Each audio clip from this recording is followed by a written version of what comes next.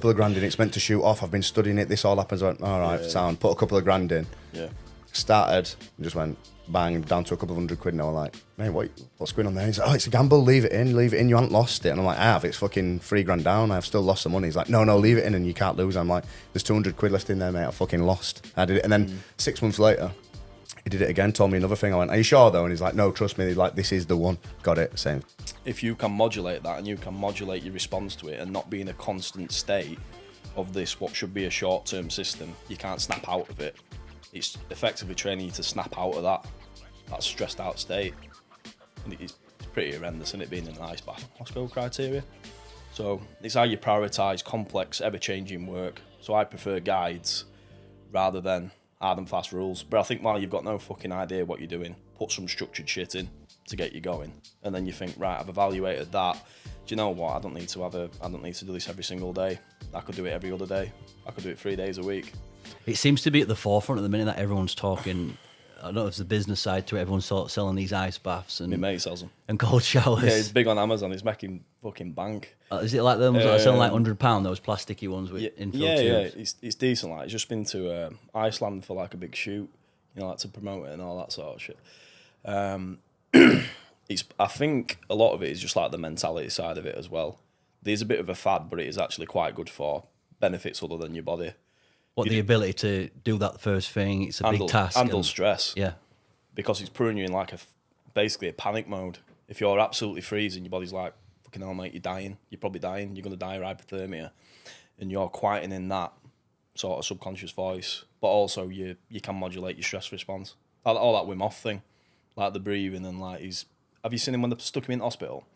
They stuck him in hospital, injected him with bacteria. You see that? Yeah. And he basically was breathing and working through it, and he reckons he can modulate his own immune system.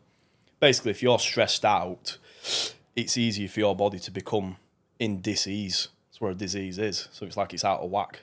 So if you can modulate that and you can modulate your response to it and not be in a constant state of this, what should be a short-term system, you can't snap out of it. It's effectively training you to snap out of that stressed out state. And it's pretty horrendous, isn't it, being in an ice bath? We were talking yesterday, I probably fell out a little bit of routine with my mornings. I used to be, when I was sort of on the rise and had no money, I was very disciplined with my mornings. As I've sort of got a little bit maybe comfortable or finances are set, that sort of, I moved away from some of these disciplines. Are you a big believer? I know you sent me a voice message this morning and he's got his mornings dialed in. Just for some context, Ellis has just sort of gone full-time self-employed, is his own boss now. So that itself can bring a few dangers because you can fall into a bit of comfortability. I get up when I want. I set my own schedule. How much of a believer are you in morning routines? Are you disciplined with that? No, not at all. I think not even one bit.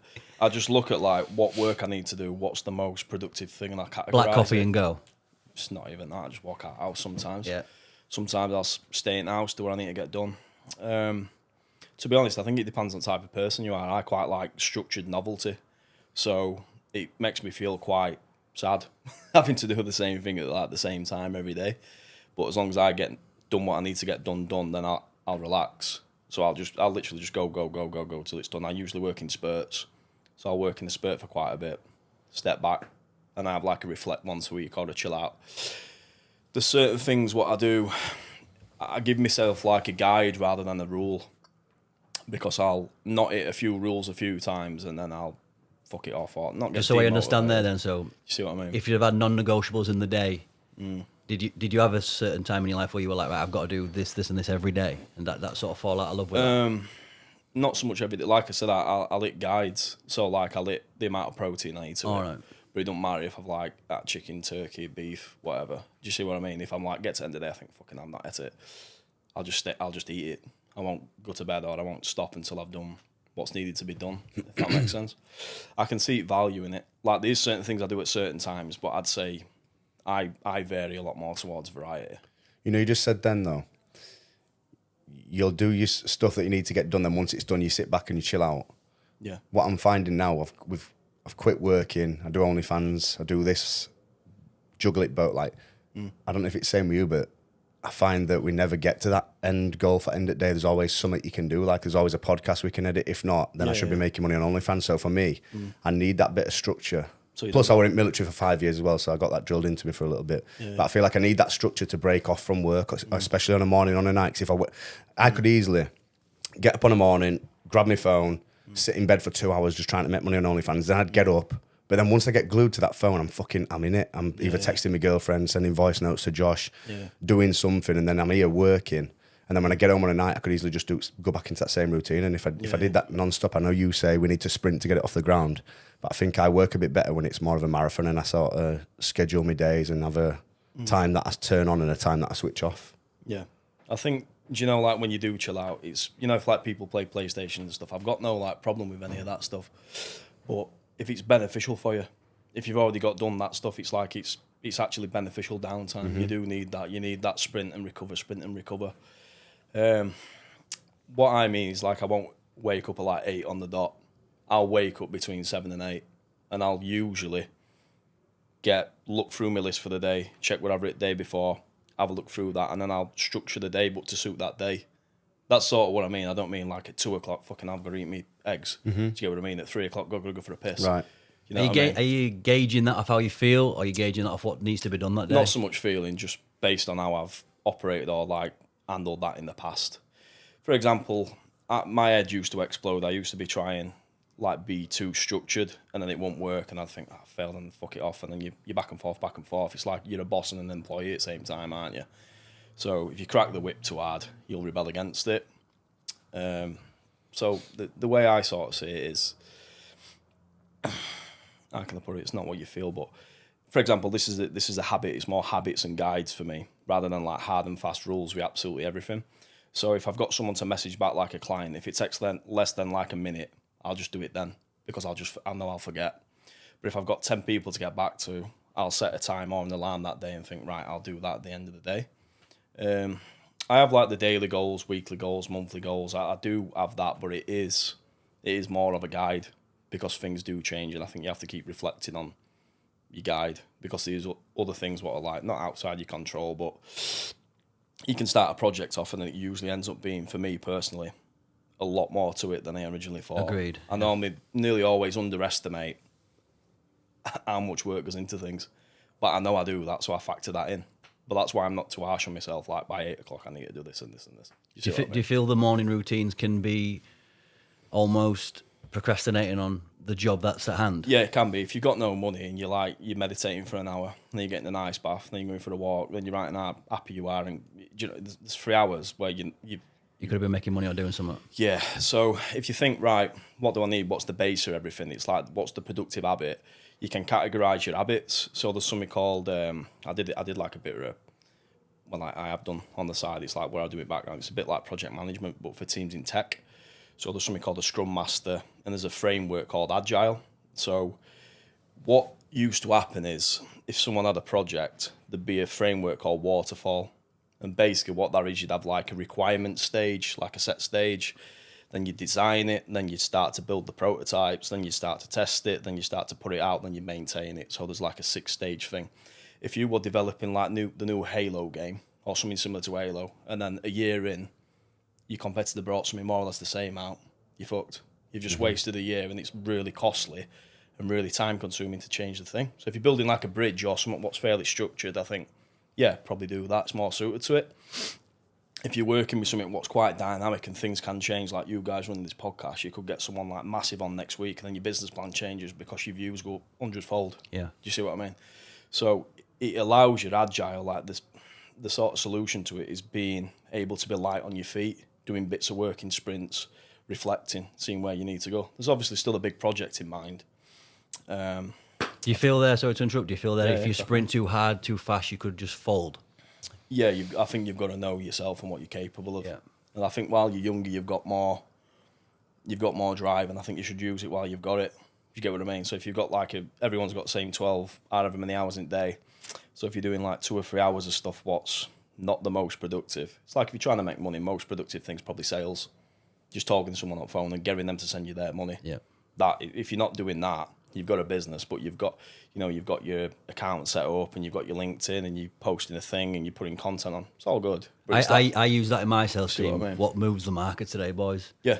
And an ice bath ain't going to do that, is it? It's getting in front of the customer, it's presenting, it's selling, it's closing. I think the ice bath and stuff's more the maintenance to make sure you're all right for the long term. And if you like, you could, in my opinion, this is why I look at it, I could skip a day or two and it won't make me not want to do it in the future. I just think it's on lower priorities. So I've got stuff like I must do in the day. You see what I mean? There's stuff you should do, stuff you could do, and then shit you shouldn't be doing, really. It's called Moscow criteria. So it's how you prioritise complex, ever-changing work. So I prefer guides rather than hard and fast rules. But I think while you've got no fucking idea what you're doing, put some structured shit in to get you going. And then you think, right, I've evaluated that. Do you know what? I don't need to do this every single day. I could do it every other day. I could do it 3 days a week. How long did yours take this morning, this routine you sort of galvanised? I got up, I set my alarm for 6:30, grabbed my phone, did a 10-15 minute meditation, went downstairs, had the lemon and salt water, did about 25 minutes of yoga stretching, went downstairs, had a protein shake with coffee in it, went upstairs, had a cold shower for about 5 minutes, got dressed, and it was probably about 7:15. Yeah, so it's done. So I'm still starting my day earlier than most. Yeah, it's but, done, innit? And then I feel like now I've got energy to work hard today. Now I won't feel drained later on when I'm editing. I'll probably be finding something to do tonight just from having a good start of the morning. But sometimes if I roll out of bed at 8 o'clock, even though I've had a longer sleep, chasing your tail a bit. I'm fucking lost, mate. I'm like, I like you just said then about writing list night before. I did get into that routine for a little bit, then I've just lost it again now. Is that what you do every night? Yeah, what I try and do, rather than just write the to-do list, I try and like time box things. So I'm thinking that's probably going to be like an hour's worth of work. And I always have a think as well. I like have a sit there, like not quite a meditate, it's probably just a self-awareness moment or whatever, but I'll be thinking, what am I putting off? Like there'll be some client who's like got a bit of a grievance. I think, it's just like draining you. It's like subconscious chipping away at you in your back and you think, oh, this thing here and this thing here. So I try and make myself do them and get them out of the way. You know, like something what's going to be a bit of an awkward conversation or something you think, you know what I mean? It's like sometimes you do jobs and it's just like a ball ache job for some reason. You think, oh, for fuck's sake. You just keep putting it to back and putting it back, whereas you just bring it forward, get it out way. Yeah, because I think that drains you more than avoiding the thing. It's just sat there all the time and you just think if it's been sat there for 6 months, I'll just fuck it off. It's like me, I bought a car about 2 months ago. I meant to send is it V5 for your logbook? Yeah. Still got it in my bag there. I'm not going to send it off, mate. We're All I have to do is fucking mate. fill it in, put it in an envelope and send it off, and I've pied it off for 2 months. Yeah, but where you're going to send it off, you've got to go to post office or whatever. You've got to like go out your way somewhere where you Not really, mate. What's stopping you doing it? Just fucking, I don't know. I honestly don't even know. Do you know why it's here now? Because I'm going to go to my mum's after. And Make her do it. Please do that. Please do that for me. I don't That's know. delegating though. There's nothing wrong with delegating. Yeah, good work. It's like there's certain things you just like, do you know what? I just fucking hate maintenance work of this. Just get someone else to do it. Do you know what I mean? And it's going to not waste your energy, not going to waste your head space. And just, it'll be doing your head in that as well, won't you? Yeah. It's like, it's only a piece of paper. It's having a big effect on you. Like compared to... It crosses my mind every day, but not enough for me to do it. I have to, because I just forget. I'm always thinking about the next thing, what's driving it up. Like you've just said, what's moving the needle. So if I've got a bag and I know I'll forget a bag, I'll literally put it at the front door so I fucking trip over it if I don't bring it. And I just make myself go and do that because I know what I'm like. If, like, you've got something big next day, I put my clothes out for this because I thought, do you know what, like I probably have an hole in some jeans where I just think, oh shit. And then you're rushing about and then you're flustered. So there's certain things, I think you've got to know yourself, what you like. Do you feel there that humans by default are lazy and need that discipline? Is that a fair assessment, or do you think it's built in us to go and create and make and do? I think it's a complex world and we've got like old software in your mind, old habits and stuff what you're not consciously aware of why you do things, but I think we're designed to be efficient. So like if there's an easier way to do something, you'll be able to, if it's a service, you'll be able to command more money for it. Do you see what I mean? Or if there's an easier way to do things, like you'll just drift to that. So your environment is a big one. Ultimately, it's like for food. For example, if you have one digestive biscuit, you're just going to snaff a little pack. Like, don't buy fucking digestives and leave them on side. Put some fruit there. Just like leave that in view. Because you know, like I've got to go all the way to the shop, like you with your V5, to get a biscuit. and that is like more of a chew than fucking just. Do you get what I'm saying? Like, it makes it a bit of a chew to do it. So you've sort of got to know what your tendencies are and be like more mature than your tendencies. Yeah.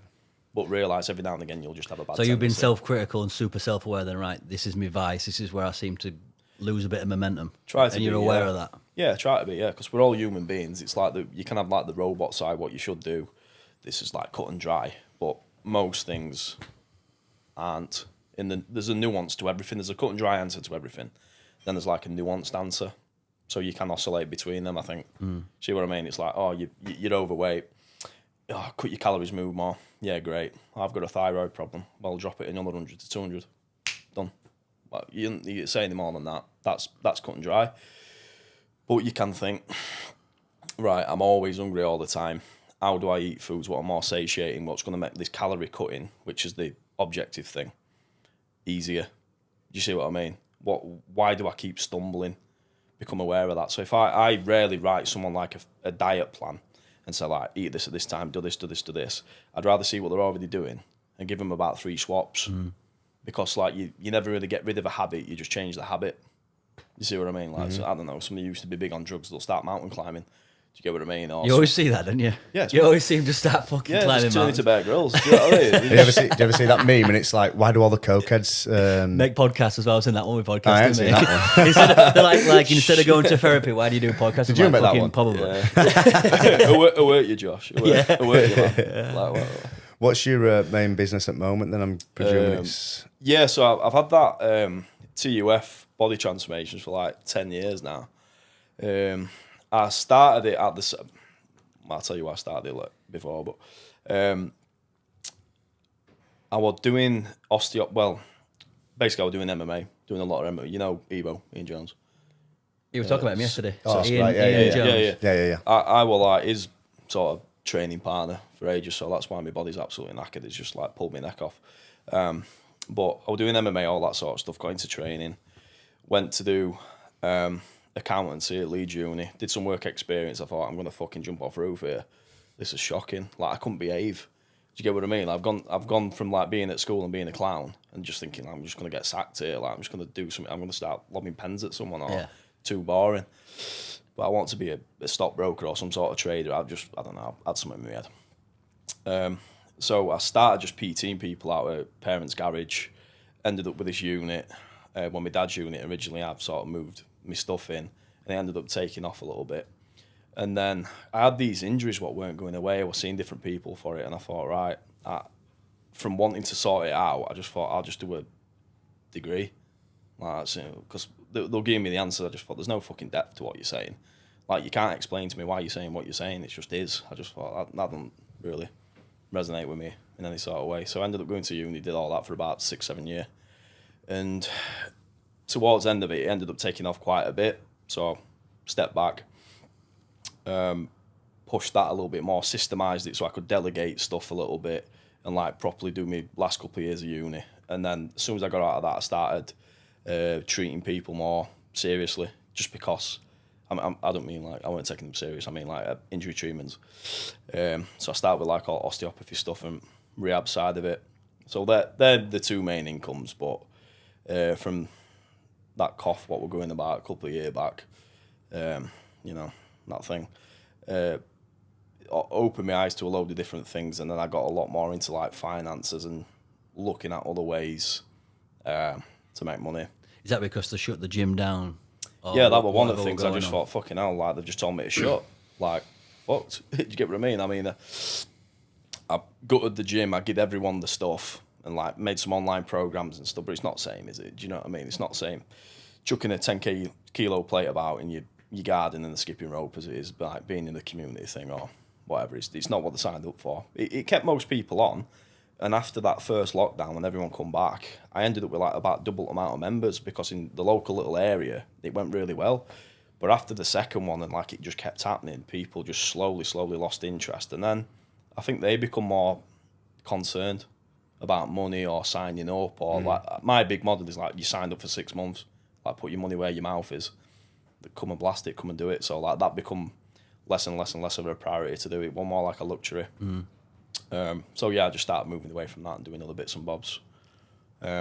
Trading being one of them, like looking at markets. You're looking doing at their money forex. moves. Yeah, I've got a forex mentor. I did a couple of different courses for forex.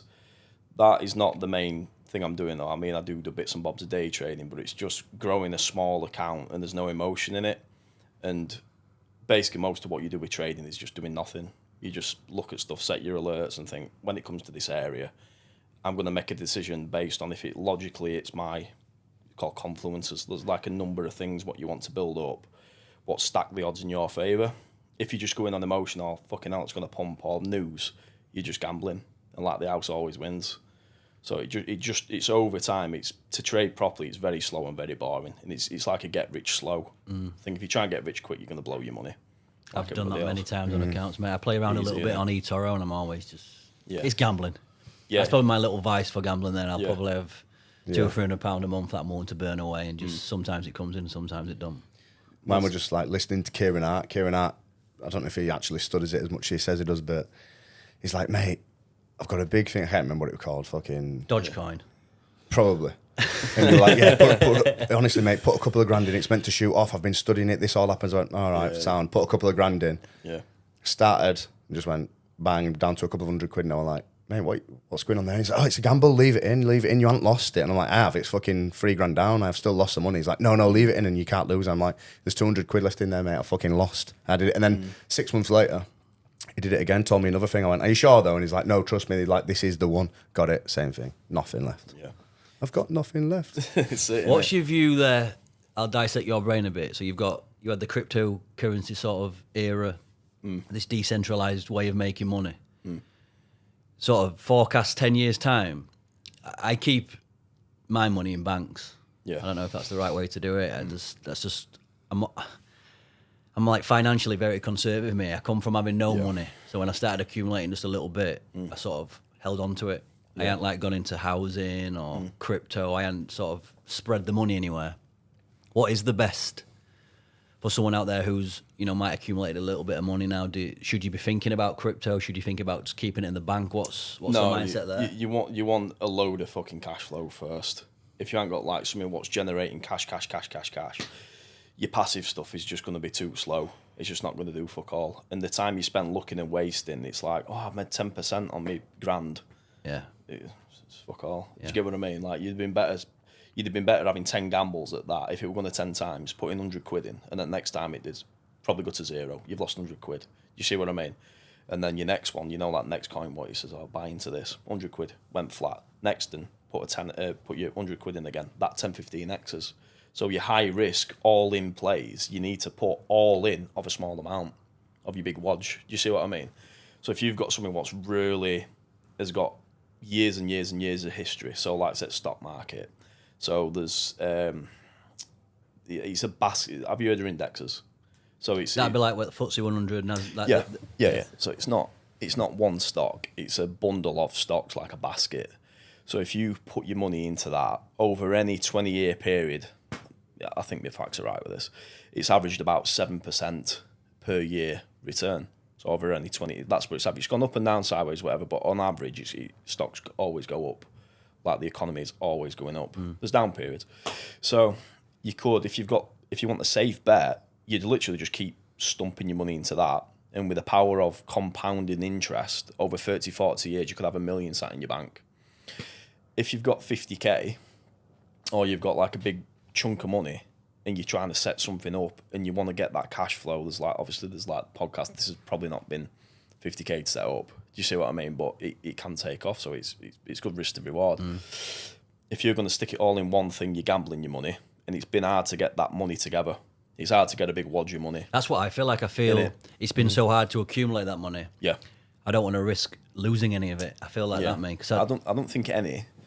Maybe 10% of it. Do you see what I mean? Or 20% for high risk plays. And the other bit, try and use someone else's money if it makes sense to start something else up, or start something what's low cost, high return, fast cash flow. So just put into something first until you've got a load of cash flow, what's going to make you the cash flow. When you've got the cash flow, you can keep sieving stuff out into passive stuff. And literally, if you just had cash flow on that, you could do that. Or you could have the money what's sort of being saved up to invest back in to keep increasing your cash flow. So it'd just be like skills. If you've got no skills, right, and you work at Starbucks or McDonald's, you're on 10 quid an hour, you could then go and do, I think it's like your CSCS card or like dumper driving or something like that. You could get up to 15 or 20 quid. You can keep stumping that money to the side, save up, on a weekend, buy a van or buy a trailer, start moving people's cars about for them, or start moving, I don't know, doing house removals or something else like that. You could then think, right, how can I build up again? Get the money, what's coming in, what's spare from both, because you're not on 10 quid an hour anymore, 400 quid a week, whatever.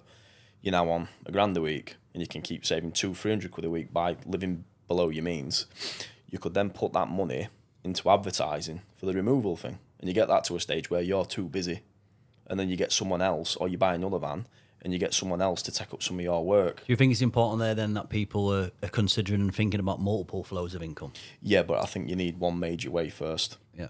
It's like one gusher and then start looking. Yeah, it's like these millionaires, like they normally made it big with one thing. They didn't do 5 things at once. You just end up being a busy fool, I think.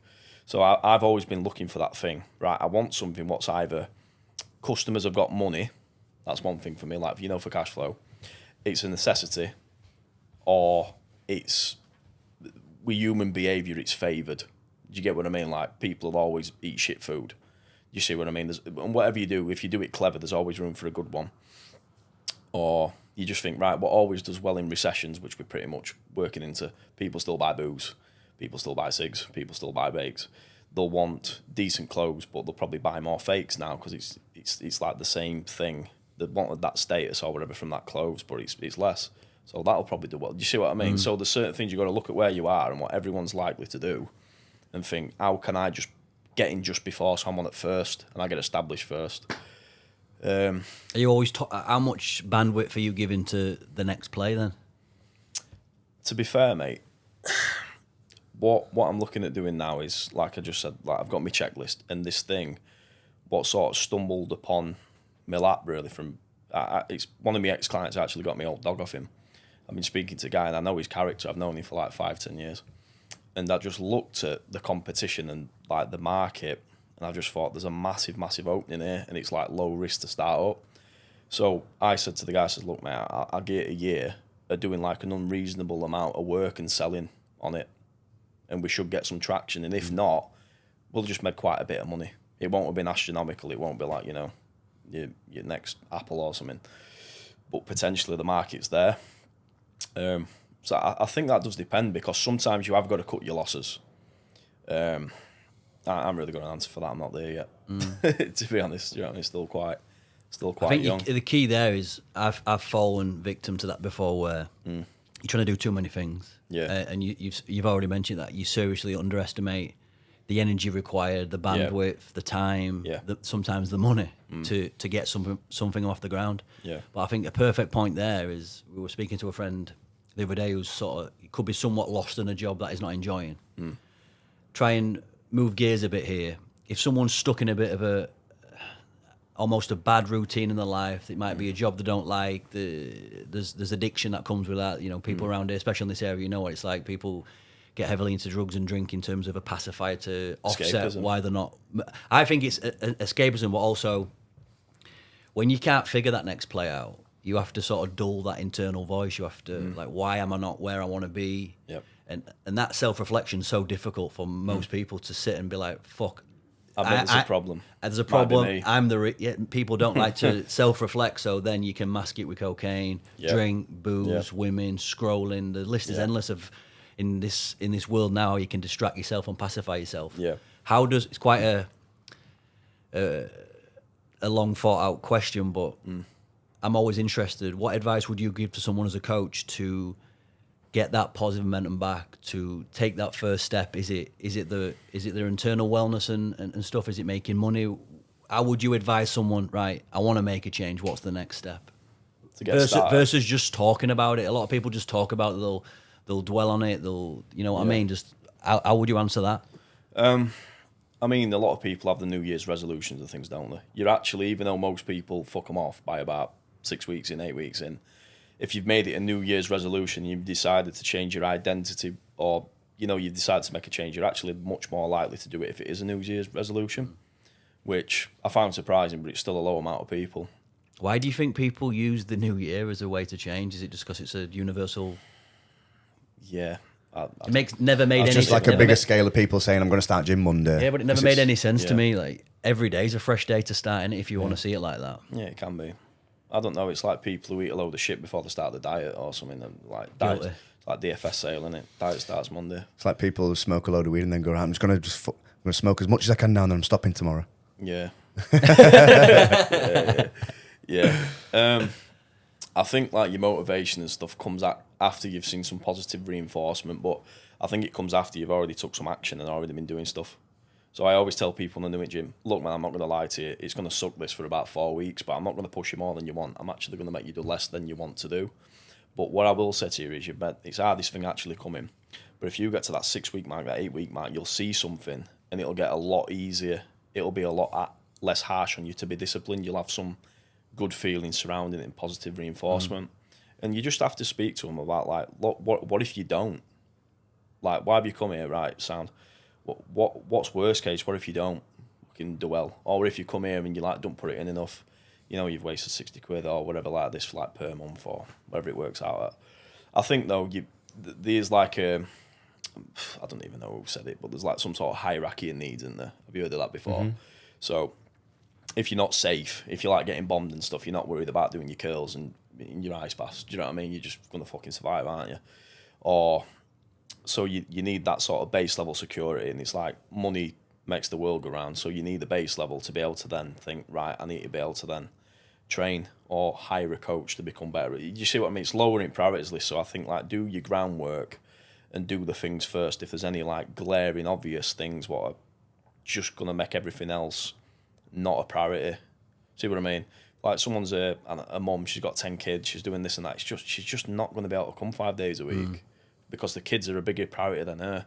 You see what I mean? So you've got to work around that. So I think look at your environment, look at why it's not worked. But it's like it's health and wealth really, isn't it? So as long as they're the two keys, aren't they? Yeah, just that's the base for everything. You need to look at your base first. I think it depends on context. If someone says, "Look, man, I'm a bit fucked up. What should I do?" I think it depends on situation. Similar sort of path, but I'm a big believer in what you said there in terms of environment. Like if I wouldn't have, I wouldn't have been put around certain people. Yeah, I wouldn't be where I am now. I'd probably still be just fitness instructing, cleaning toilets a lot lane, and I truly believe that because me level of thinking were too low. Yeah, and I was just round the same people, so I never really open minded. It's like I'm not pro network marketing, but network marketing gave me the sort of baseline understanding that, whoa, I can make a bit more money than... It taught me business. I wouldn't have been put into business if I wouldn't have been put around them sort of people, and that sort of... Your level of thinking slowly goes up then. Yeah. And it's tough in these sort of towns where we live because these successful people probably in the towns, but to get access to those people is difficult. Yeah. And for me, that's why the internet in itself can be negative, but there's a lot of positives to it because you can get access to mentors and you can, like I was self-taught on all selling and just doing all this basic stuff. I had the ability to go, that's why I get a little bit frustrated with people. It's like, I want to fucking do this, I want to do this. It's like, it's all available for you to just to learn and go test, and eventually you'll find a sort of a groove that you like. And I don't get why people don't do that more. I think the thing is, mate, it's like some people want to change and some people just fucking like idea of it. I'd say 5% want to change and 95% like the idea of it. Yeah. It's like if you need to make a change, like you need to fucking change, don't you, basically?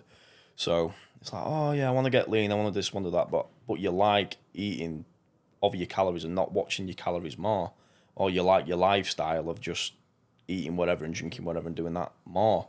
It's not enough of a priority for you, or it's not like important enough to off, because there's always a trade-off. You know what I mean? If you're doing one thing, you're gonna like, I don't know, be building your business, this and that. Your social life's gonna suffer, or like if you're training for a fight, or you're whatever you're. Are you still fighting? He's toying with it. Getting back into it. Yeah. But like whatever you need to do, it's like there's always a trade-off in there. So that it's more like you've got to pick your pain. You've got to pick what problems you're gonna have, rather than like what you actually want. It's like, am I prepared to have these problems? It's like if you've got David Beckham money, you've got David Beckham problems. There's people probably trying to kidnap him at any one time. He needs bodyguards. He needs people to manage his stuff and make sure he don't get hacked and like start getting blackmailed. And do you see what I mean? Like, so you've got that, but are you prepared to deal with all that shit? So I get a lot of weird DMs now we started doing this. Yeah. But I blame you for that. Like, more than it. I don't get any, bro. nice. I don't get none. What were I going to say then? Just changing gears a little bit. Currently doing the round, there's so many protocols for nutrition, whether it be fasting, carnivore, keto, the list probably goes on and on. Yeah. Are you gospel in one way? Are you just sort of very flexible? Is there anything out there that makes sense to you at the minute? I mean, the thing is, again, there's like an importance thing when you're eating food. So adherence is number one. So if you're going to pick one way, the number one thing what will make it work for you or not and stick to it is if you're going to adhere to it. So it matches your ethos, your ideologies, your habits, all that. So if you don't like animals suffering, you eat vegan or you eat vegetarian. I'm not going to tell them to eat eggs or meat. You see what I mean? So adherence, number one. Is it practical from to do it from a monetary perspective and their lifestyle? Number two would probably be calories. So it's literally just his energy balance, calories in, calories out.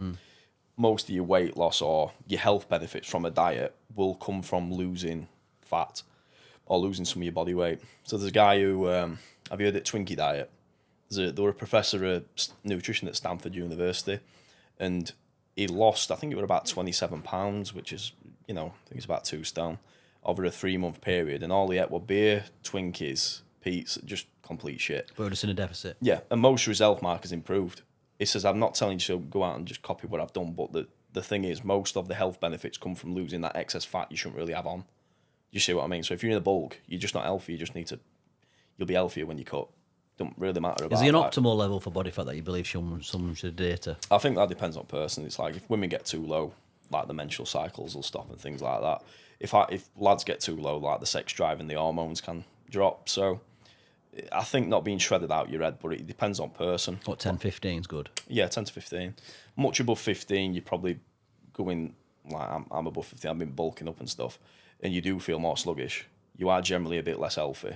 You see what I mean? And it changes your ability. And how are you to feeling? put That muscle on energy, things. tiredness, energy levels? I'm not terrible, mate, but I'm not running marathons every day either. I've got enough energy to do what I need to do. I think when I start cutting, I don't cut when I've got a lot on sometimes because I get a bit hangry. And I start being a bit emotional and a bit like primal. I'm not saying I'm like going nuts or anything, do you know what I mean? But I'll be a lot shorter with people.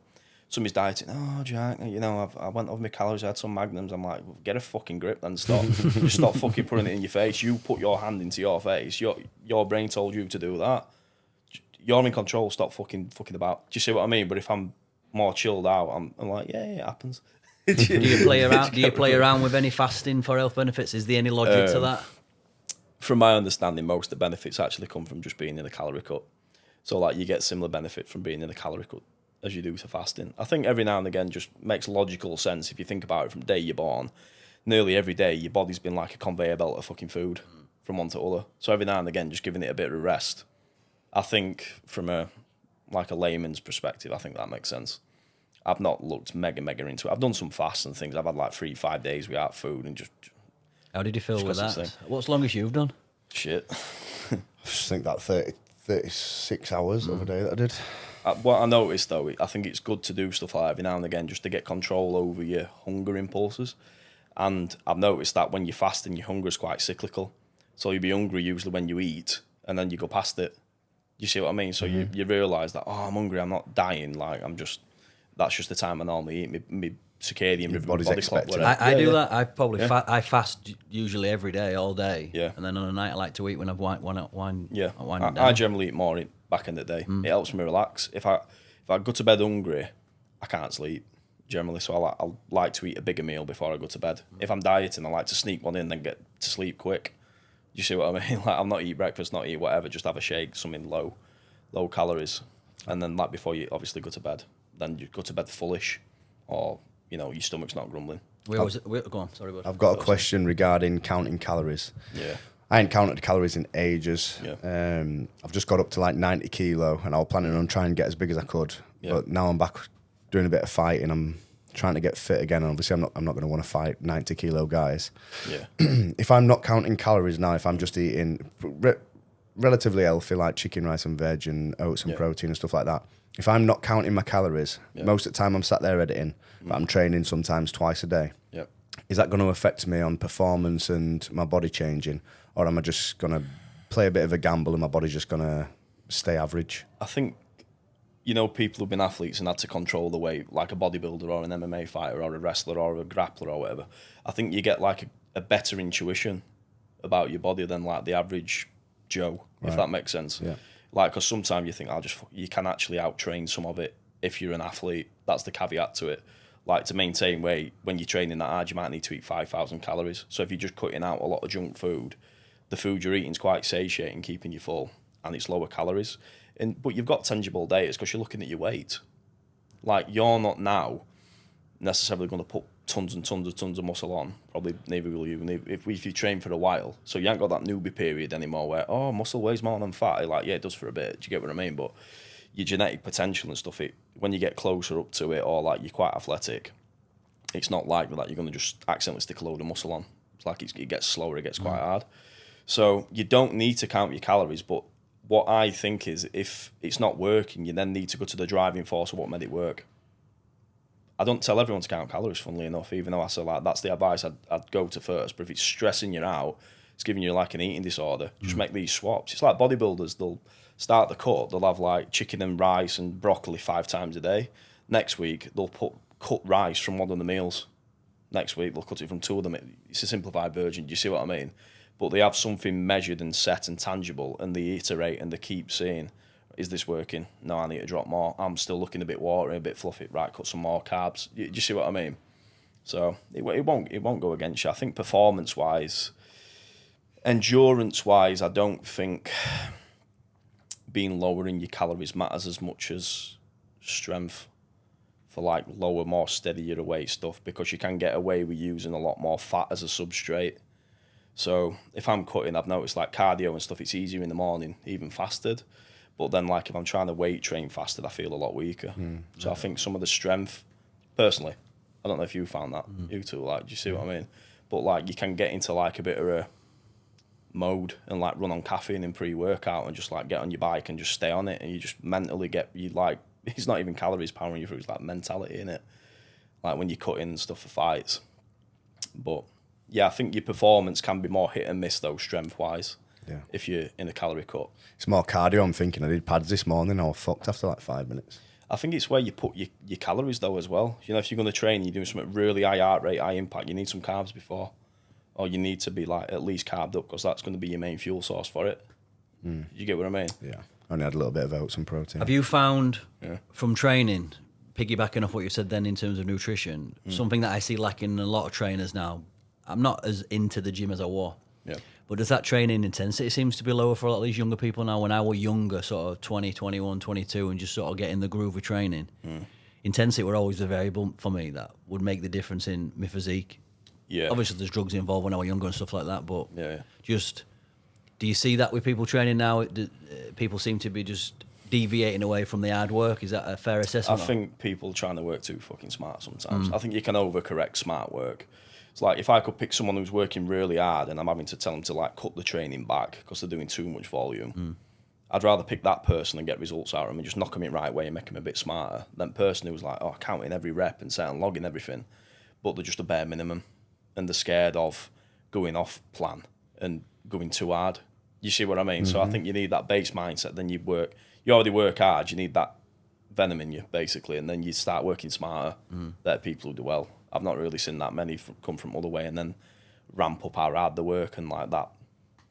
That were always my first saying, just intensity in the session. Yeah, just work if you want intensity, first. you're going to have to be fueled for the session. Yeah. Like now I come and done and I'm like, I've worked all day, I've not eaten, I can't give that same intensity. It's not about the... I just know that it's chalk and like black and white, sorry to me. Relying on pure caffeine and nicotine. Well, you're trying to just go back, you said then, on willpower and motivation, where I would have been a lot more, I don't like the word, that people use this all the time, I've been more optimal, or I've been more prepared for the session if I'd have eaten correctly. Yeah. People sometimes, it's not always rocket science, it's just I fuel for the session. Hard work's always going to work, like pumping weights, hard work, near failure, making sure it's hurting, eating a load of protein. That's probably 80% of your results just by having that knowledge and just adhering to that. if you want to get them next results, that's when you have to get really clever. But I think like back in day as well, I mean like there's a number of things happening at the minute, like testosterone rates are declining. So it's actually, I don't know because I weren't alive, but from what I've read, it were a lot easier to muscle people up in 60s, 80s, 90s than it is today as well, results-wise. So what is that? Is that just from us getting soft and comfortable, or it could be a million things, really, couldn't it? I mean, the thing is, you don't sleep for 3 days, you're stressed out to shit, all you eat is sugar, and you wank yourself silly. Your testosterone will be absolute shit. Do you get what I mean? It's like, you just point at me then? Serial wanker. Okay, chronic masturbate. But I use that money to buy testosterone. Yeah, I buy it. So I think like gear's probably one because a lot of people have like had a mess about with it when they were younger, stuff like that. So that will have a impact on your, what is it, HDPA, hypothalamus, pituitary axis, something. Big words. Other thing, I think a lot of it is there's just obviously shitting food, shitting environment. I'm not an expert on this either, but there's like, I've not looked into this enough because it's not really affected me enough personally. Water, you know, like drinking water, you know, like a lot of women are obviously on contraception and pill and things like that. There's a bit of a theory that that's not being filtered out with water properly. Stress is a big one. So like if you're always on your phone, if you're always like all over the shop and you can't switch off and relax and have good restful sleep. So it could be phone, social media generation, all that. The same vaping and weed's not good for it. I've been doing a bit of research on that. Alcohol's not. Alcohol after about 2 or 3 beers, you stop. Your liver will concentrate its efforts into dealing with alcohol, which is a toxin. That's why it's called intoxicated. So basically, everything else gets put on the back burner a little bit. So if you drunk over like a certain amount, your liver will just focus on that. So it won't be filtering out like say excess estrogens. From my understanding, might be a little bit wrong on that, but that's the gist. What's your view on marijuana? I think for some people it can be all right for the right reasons. Like when I used to have quite a bit before, not loads compared to like people over and stuff, but I went through different stages to see if I could make it beneficial, because you see it enough, like people claim it's helped this, it's done this, it's done that. I think like the weed or marijuana you get from like someone's attic with all that crap all like sprayed all over it to make big fat buds is different to like potentially different strains of different medicinal stuff. And I think it's quite similar to nutrition as well. I think some people may be more suited to higher carb, lower carb, more meat, less meat. I think some of that is actually quite individual, because some people really swear by one thing, and then other people are also really smart and not complete fucking idiots. Someone will swear by vegan diet, and then someone will swear by carnivore diet. It's cured the disease, you know, it's improved the life. That was the key. Do you see what I'm saying? So I think for some things, I don't know enough about it to say like, I've got like a one-size-fits-all opinion on it. I think a lot of people want to think it's beneficial for them, and they just like turning the head off on a night. Yeah, that's me. It's true, innit? It's like sometimes it don't always have to be. I'm not doing it for it's going to change my life, but like just the ability for me. There's probably other ways to shut my brain off on a night: meditation, walking, whatever it might be, journaling. Yeah. But to me, it's an instant shut off. I can just relax on a night. Yeah. I don't think there is many benefits to it. I definitely don't sleep as well on it. I can feel that the next day. I always have a little. I don't smoke a lot, just for context, but there's always a bit of lag next day. Yeah. I can feel it. I know it's there. I think you justify that to yourself. Oh, I probably just slept well. Probably not. Probably just being a bit too high in my sleep, and you aren't fully coming around in the morning. You're not had that full recovery. A question I've got there, you mentioned testosterone. I've started to see a lot of these businesses cropping up who can test you through blood work, and then it must be prescription-based TRT, they're calling it, low-dose anabolic steroids, whatever they're providing. Yeah, pretty much. Is there any warranty in that, in getting your blood work done for checking your free testosterone? Is it viable to do that? Yeah, I mean, if you're low testosterone, you look at any side effects of it, pretty much a major one for blokes is like just having no energy, having no drive, and fucking depression. And if like you're not driven as a bloke, and it's quite difficult to be a bloke in a lot of ways. You see what I mean? You're expected to a number of certain things, and I think rightly so. Do you know what I mean? You're trying to better human race and not just be sat on the couch just smoking weed all day. Do you see what I mean? If that's all you did. So I think if you're feeling a number of these things, that could be a big factor. Honestly, I was thinking that the other day. I just thought like you might just have just low testosterone. Do you get what I mean? Like it might not be, and you might just not like your environment and your life. You might not be depressed. Might not have to be a disease on its own. Do you see what I mean? It might be all these factors adding up, and you're not seeing wood for trees. go to the doctor, I'm sad. Been sad for 3 months, right, depressed, here's some tablets. Do you get what I mean? But there might be an hormonal thing, and if like your sex drives back and your drives back and you're in gym and you're leaner and you've got more drive to work and you can stay up for longer, do more hard work, it's probably going to improve your life, innit? And then everything else as a byproduct can then like fall into place more. So again, do you think some people though just wait? I agree with what you're saying there. Do you think some people just wait for that perfect storm though? For me, it never came that. I was always driven by, I just can't be a bum. I didn't want to just be a nobody. Yeah. I wanted to create something, A, for myself and my family eventually.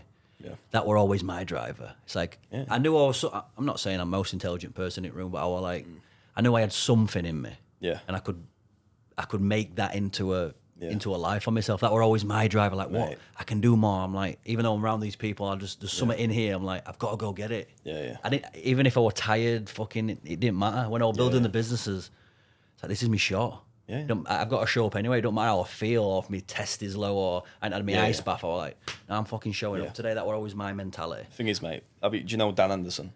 Yeah. And all wrestlers and stuff. Like, he's on TRT and stuff. He had low test. Have you seen Donald Cerrone? Lately, Donald Cerrone's juiced up at the minute. He's gone on TRT and he looks fucking TRT. great. Yeah, what's what they call it? TRT, special TRT, special tuna. Yeah, tuna sarnies. Yeah, he's on tuna and that, innit? Tuna and rice. Yeah. No, I mean, like, you look at a lot of guys and you won't think, oh, you're like a sissy. You're like I don't know, like a wimpy bloke. It can just be from like cutting, dieting up and down in really low body fat, like oscillating up and down. Actually training too hard can lower your test. So after about 3 or 4 hours of training a week, it can actually decline. Really? I used to always visualize in my idea. I don't know if you know a guy called John Meadows. He's passed away, but he was like, he had a mountain dog or what? Yeah. But he had something that I'll always remember. He was like, you don't need to dig the hole too deep. Yeah. Like, you're gonna have to eventually fill that hole back in to recover and grow. Yeah. Like, my mindset when I was a kid, just kill yourself in the gym, kill yourself in the gym, kill yourself in the gym. It's having a balance point to that. I think the thing is though, mate, if you've got that hard work, you say you're working 100% hard, right? But you only needed to work 80 or 90. You've made sure you've ticked that box. Some people just fucking about at 50 or 60. They're not optimal. You've done optimal and a bit more. It won't be any better. All it does is maybe increases your chance of burning out or injury a little bit. So if you could just taper back a bit, you'd be smacking optimal zone. But you ain't got to go 100% every time. I tried to learn you that, and it's like minimum effective dose for the training, so Yeah, you can show up tomorrow and perform again. Yeah. You don't have to just bury yourself every day, because eventually you're not gonna catch up. That's it. Have you been reading that Renaissance periodization stuff like Mike Israetel? No. Yeah, he's got a load of principles on training. One of the things is like basically minimum effective volume, maximum effective volume. You want to be sat in the middle. So, say for example, from strength training, there's one called, never said it out loud, so it could be completely wrong, Propelling's table. And he basically studied if I can remember this right, it might be a bullshit story, the logbooks of loads of guys. I think they were in Eastern Bloc Olympic weightlifters. So he sort of come up with like what percentage you lift for what reps, and that's when you're looking at a CrossFit strength bias or you're looking at a powerlifting program. There'll be them strength cycles. It's where they've plucked the numbers from. Is usually based at least a bit upon that. So some people, for example, women, if you get them doing lower body stuff, especially like a squat cycle, me, you, and like, so there's a lass who's doing it, working at her relative 1 rep max, she'll be able to do a lot more volume at 90% than a guy usually. So you can put her to top end at range because of her experience, and you sort of know how it generally goes. If someone's fatigued, tired, they're up and down with the diet, they're doing MMA and endurance stuff as well, you can knock them a bit further down range because they won't be able to handle as much volume. So you're always looking at like what fatigue is being brought in by your training and your fitness levels. So if you're like down, performance is going down, you're just probably overtraining or under-recovering or both. So about being optimal, it matters more when you're really pushing your body. Do you get what I mean? But like, you're some new guy and it's like, oh, well, what about 5 times 5? What about that? You just need to fucking train, mate, for like 6 months, a year. You don't need to worry about SARMs. Do you get what I mean? You've not even fucking trained yet. What's your view on them SARMs? Unknown. This used to make me fucking hungry. I used to have that whatever it was called, one that did something with ghrelin in your body. Just made me starving all the time. From my understanding, then peptides and SARMs and stuff like that, they just have like, it's like an auxiliary thing. So it's like to promote another reaction, if that makes sense. I might be completely wrong. But like steroids, you're actually sticking in a version of testosterone, or a type of, or like a derivative of, or something else, which is a bit more widely accepted by your body. And it's got a long track record. You see what I mean? Like, we know what it does. But like anything new like that, I mean, to be fair, like guys who stick steroids in, they're just like a walking experiment sometimes. It's like they'll just stick out in like, oh, that's decent. Oh, have you heard of this? Like this new thing is for Test like, 470. yeah. It's like they're sticking in balls to make them fucking put them in a murderous rage. I'm like, fucking sound gets to them. You know what I mean? Like wang that in me like. When I was young though, I like look back and it scares me a little bit. Like you won't ask too many questions. Bro, I was doing D-ball at 15, me. Yeah, that's right. And that were on my dinner break at school. One of the kids goes, "Oh, lad, I know sells deep." That on my dinner break in year 10. He sells D-ball. It fucking gets you big. And this is when I just first started training. I'm like, "Oh, where does he live?" And he's like, "Oh, he lives like just around the corner from school." I'm like, "See if you can go on his dinner break and I'll buy some." And I went round there, bought like 50 or 100 D-ball for 20 quid, which I've been saving my dinner money up, and I just fucking chucked him straight in for a month. Got a bit of size, to be fair. Yeah, you will do, But mate. now I've got fucking sex drive of a fucking turtle, but we move. Yeah. Close it off for me then. So, how can people find out about you? You mentioned something about this Sunday club as well, which we're keen for. Give a bit of a shout out for your business.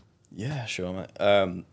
Yeah, so on TUF Body Transformations, from that, it's basically upstairs in the unit where I've got Sunday Club. It's more for like the ongoing niggling injuries, or if someone wants like a really in-depth assessment, like checking absolutely head to toe, I'll do like specific body part MOTs, so upper, middle, lower. For example, if someone's got back pain, for example, I'll look at the ankle, look at the knee, look at the whole body's functioning, try and find health, rather than just thinking, oh, your back hurts, I'll rub your back. You see what I mean? If you come to Sunday Club, I'm not just going to rub your back because it hurts. We'll assess. But I'll just go for the more direct stuff. But yeah, there's me and Paul Baxter. He's like a wizard.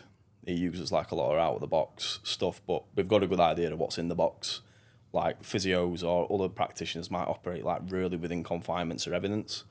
It's got its pros and cons, but there's like a fallback to what evidence suggests.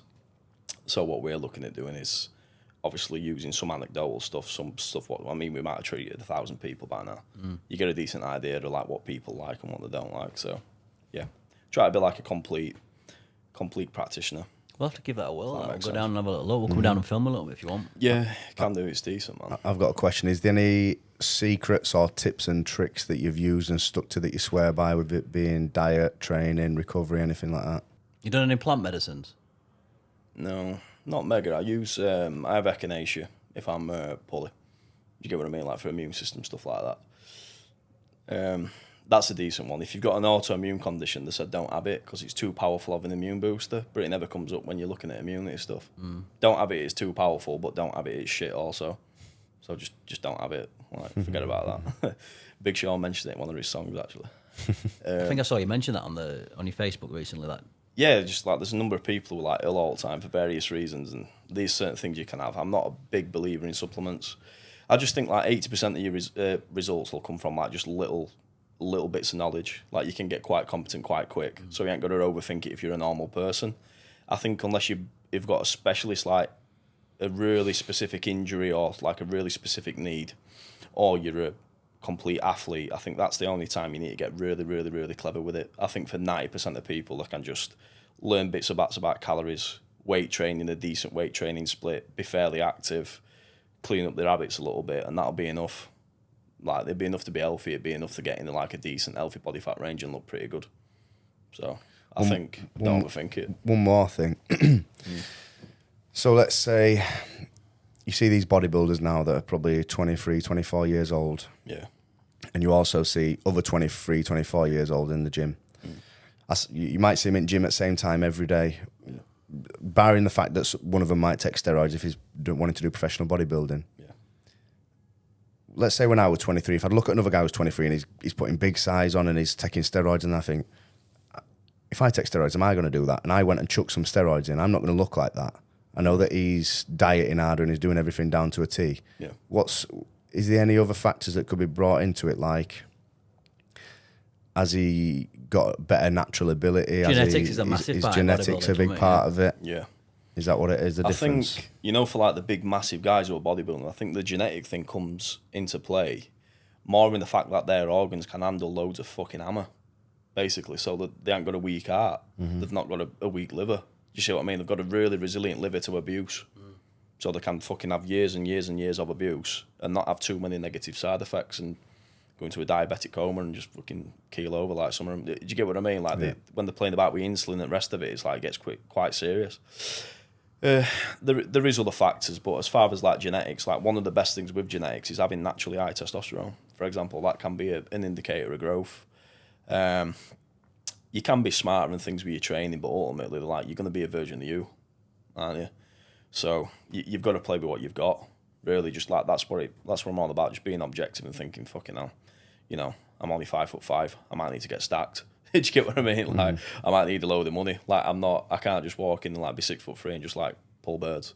do you see what I mean? Like, it don't always work out. So, I mean, if you've got less genetic advantages, you've got to be even more smart. But still, it might be a bit underwhelming, and you've got to decide like, do I want to trade off my health or potentially risk this trade off again? To get that, is it important enough? You see what I mean? Yeah. But I think I could talk for hours about stuff like this, so it really interests me. And I forget because I've come away from it a little bit. Just a big chunk of my life. That it is. I sometimes forget how much. Most at bios have been through that chunk. Yeah, you know what I mean. Like been out all the time, just being a bit rude boy and all that. But then like looking at gear or looking at this or like trying to come up with secret sauce to become a fucking Super Saiyan or something. Do you know what I mean? I used to do mad shit. I used to blend tuna and Coca-Cola with tuna orange juice. Fucking mad shit. When I look back, I'm like, what the fuck were I doing? You're thinking like, what's the fucking secret? What are they not doing? And half the time it's just fucking better genetics, or they're just on like loads more drugs and they've got someone helping them with the drugs. Like that's the secret in fitness industry. Gear. Really. I think a lot of these fitness models are very much dependent on that. Then. Yeah, I've got so fucking fed up with it, mate. I've just started working with normal people now who just want to get a bit of fat off. I used to think, do you know what? Like, you may as well be in best shape, optimal, this and that. But it's a really fake industry in a lot of ways. It's like you'll have a load of people in. So you could do a dog shit fucking program, like absolute bag of shit program, and generic diet, whatever. You happen to be good at marketing, or you're in good shape, and you manage to get 1,000 people to do your thing and pay for it. You know, £10 each, 50 quid each, whatever. You bet some decent brass off it. You can then put their results into marketing and then keep getting more and more people. Feeds the beast. But all you use for your advertisements is your hyper responders. If you chuck enough shit, it sticks. So 10 people that are on steroids. Yeah. You know what I mean? It can be that. Or 10 people who are naturally genetically gifted. Yeah. So you do that same 6-week thing and their arse has just doubled in size because they were just ready for it. I used to do that with Herbalife, just false advertising. I was juiced up and I was saying I was taking shakes. It's like fucking... Yeah. And I think after a bit, I think more and more people are cottoning onto it. And they just think like, oh yeah, just this. They get that there's not the secret sauce as much anymore.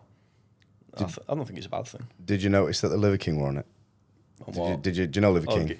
Oh yeah, I've seen him. Did you see the big hoax of him and saying he wasn't on steroids and it all come out? Don't take a rocket science to look at him, does it? The thing is, there's a bit of key. If someone's like a normal size, they're sort of like between 5'9" and maybe like 6'1" or something, and they're about 14, 15 stone-ish, and they've not been lean before and then put muscle on being lean. They've just been a normal shape, and they're like below 10% body fat, and they've got cap delts. The traps are like they've been stuck on. It's like if everyone's got a good, like I've got decent legs, or I've got like a decent delt or something. Do you get what I mean? But like my traps aren't developed naturally. I've had to proper work on them. They're still shit. But you'll know someone who's like always had a big chest, and you're asking him, what do you do for your chest? It's like, just fucking jeans, mate. I just do the same shit as you and eat my dad's lasagna when I go home and just train normal. But if they've got like a big chest, big traps, they look stuck on and capped and in and out, and they've got that hard look and like you look pumped all the time. They're probably geared up. Get what I mean? It's just, it's really hard to get that, and people see that like really cut in and out, tight skin looking. Unless you've already been really lean and you've got like proper, like sort of blocky abs and things like that, it just screams gear. Because most people, even people who look really fucking underwhelming, they're on gear as well. It's mad how many people you see in the gym who like the girlfriends have no idea. Because they just look lame, and they're just banging in a load of stuff, and it's like they're off on holiday. Yeah, I'm off to Disneyland with kids. I'm going to buy some Tren. You're just thinking, fucking hell, man, like, what are you doing? It's like serious shit. Like, why do you look shit? Last question I will ask us while we've got you here. MMA, boxing. Yeah. How rife do you think drugs are in them sports? I think at lower levels more because they ain't got money to test. I think at top levels, money talks and like views talk and things, so I think they'll protect the top boys. You think people like Jake Paul taking steroids?